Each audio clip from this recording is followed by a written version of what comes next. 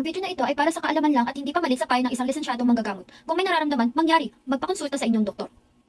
Ay, ang dami ko pang gagawin. Sumasakit na yung ulo ko. Ay.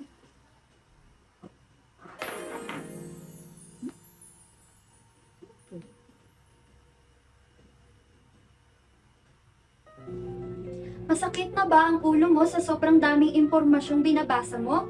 Ala, baka iba na yan. Pero, don't worry, kasi gamitin na natin ang Yerba Buena Oil Tincture to help you out. Ang Yerba Buena Oil ay isang analgesic at kilala ito sa aromatic and therapeutic properties nito. Capable of relieving pain din siya and makikita natin sa sumusunod ang kaya nitong i-relieve.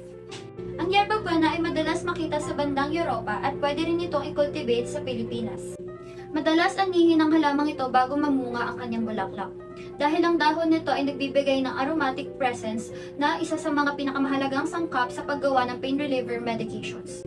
Para naman sa preparation nito, isang uri ng decoction ang ginagawa. Kung gagamitin ng roll-on, it is recommended to apply a small amount sa ating sentido. It has a mental effect na nakapagpapawala ng sakit sa ulo, ngunit maaari din magkaroon ng iritasyon sa ibang tao. Kaya paalala, ang gamot na ito ay hindi pwede sa mga bata at sa mga taong may G6PD deficiency, sakit sa puso at sakit sa baga. Kung maaari ay konsulta muna ito sa doktor bago gamitin.